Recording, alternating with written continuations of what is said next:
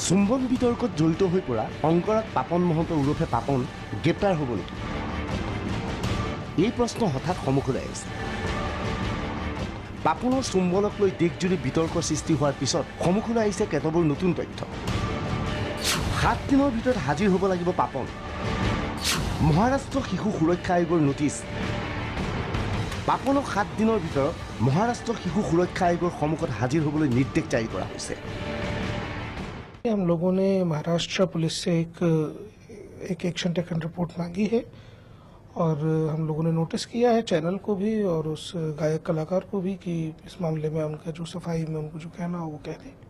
7 दिन का उन दोनों को हमने समय दिया है। टेलीविजन चैनल को नोटिस जारी करिছে आयोगे। आयोगৰ নীতি মানি চলিছে নে নাই তাক লৈ প্ৰশ্ন। पीसीआर की एनसीपीसीआर ने पूर्व में ही गाइडलाइन बनाई हुई है। बच्चों को रियलिटी टीवी शोज में या सीरियल्स में काम करने के लिए जब लगाया जाता है तो जे एक्ट है, पॉक्सो एक्ट है, चाइल्ड लेबर एक्ट है, जो बेयर एक्ट्स हैं बच्चों के प्रोटेक्शन से जुड़े हुए, इनका कहीं उल्लंघन ना हो, ये सुनिश्चित करने के लिए गाइडलाइन है। और हम इस पूरे मामले में ये भी जांच कर रहे हैं कि हमारी गाइडलाइंस का जहां वायलेशन हुआ है तो चैनल पर भी इसके खिलाफ कार्रवाई की जाए। এইখিনি সময়তে পাপনক কেন্দ্ৰ কৰি অসমতো বিতৰ্কৰ সৃষ্টি হৈছে। দিছপুৰ আৰক্ষী থানাত পাপনৰ বিৰুদ্ধে গোচৰ ৰুজু। অসম শিশু সুৰক্ষা আয়োগৰ আবেদনৰ ভিত্তিত গোচৰ। পাপনক তলব কৰা হ'ব দিছপুৰ আৰক্ষী থানালৈ।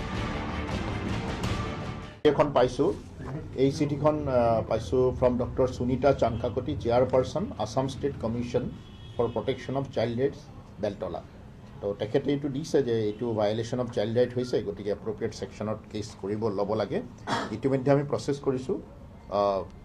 যিহেতু ঘটনাটো গুৱাহাটীত হোৱা নাই, বাহিৰত হৈছে, গতিকে আমি কোন থানাত ৰেজিষ্টাৰ কৰিম, কাৰণ স্পেচিফিক কোনো প্লেচ অফ অকাৰেঞ্চ কোৱা নাই। গতিকে যিহেতু এই committee protection of child right তেওঁলোকৰ অফিচটো দিছপুৰ থানাৰ আণ্ডাৰত, আমি সিদ্ধান্ত লৈছোঁ দিছপুৰ থানাতে কেছ ৰেজিষ্টাৰ কৰা হ'ব। ডেফিনেটলি আমি তেওঁলোকক মাতিম, পৰৱৰ্তী পৰ্যায়ত যি ফ'ল' আপ লোৱা হ'ব। সদ্যহতে আমি এতিয়া কেছটো ৰেজিষ্টাৰ কৰি তাৰপিছত যিখিনি আনুষ্ঠানিকতা আমি কৰিম। পাপনৰ বিৰুদ্ধে অভিযোগ অস্বীকাৰ অধিবক্তাৰ। পাপনে নিজে ভিডিঅ'টো আপলোড কৰিছিল। উদ্দেশ্য বেয়া থকা যেন upload নকৰিলেহেঁতেন।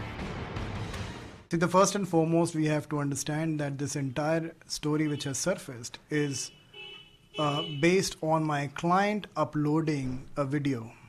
So what is more important for people to understand is this video has not surfaced from any other source, but it has been put in the public domain by my client. So I ask a very simple question, that if my client had any objection, intention, or any sort of feeling, then he would not be putting something against him, uploading it in public domain. Once it has been uploaded in the public domain, the information is there, the video is there, then a lawyer has decided to lodge a complaint, and the complaint has been lodged unfortunately, without doing much homework, because I would say that this sort of a complaint also puts the girl's family, the girl, in a lot of trauma. কিন্তু পাপনৰ অধিবক্তাৰ মন্তব্য মানি ল'বলৈ অস্বীকাৰ কৰিছে পাপনৰ বিৰুদ্ধে গোচৰ ৰুজু কৰা ৰুণু ভূঞাই। পাপনক শাস্তি বিহাৰ দাবী অধিবক্তা ৰুণু ভূঞাৰ। শীঘ্ৰে পাপনক কাৰাগাৰলৈ নিক্ষেপ কৰিব লাগে। This is a lame defense by the lawyer, because fatherly affection, we can't see any fatherly affection on that video, and the video is in itself very outrageous. If you see the contents are for everyone to see, and you can hear him also saying when he realized that he has done something wrong and the video is going live, he said band karo aisa. So it clearly shows his intention, and the video clearly shows that he is grabbing the girl towards him and then planting a kiss on this girl. প্ৰশ্ন হৈছে 7 দিনৰ ভিতৰত পাপনে কি উত্তৰ দিয়ে? পাপনৰ উত্তৰত শিশু সুৰক্ষাই সন্তুষ্ট হয়নে? ইয়াৰ পিছতে পৰৱৰ্তী পদক্ষেপ জানিব পৰা যাব। Bureau report DY365।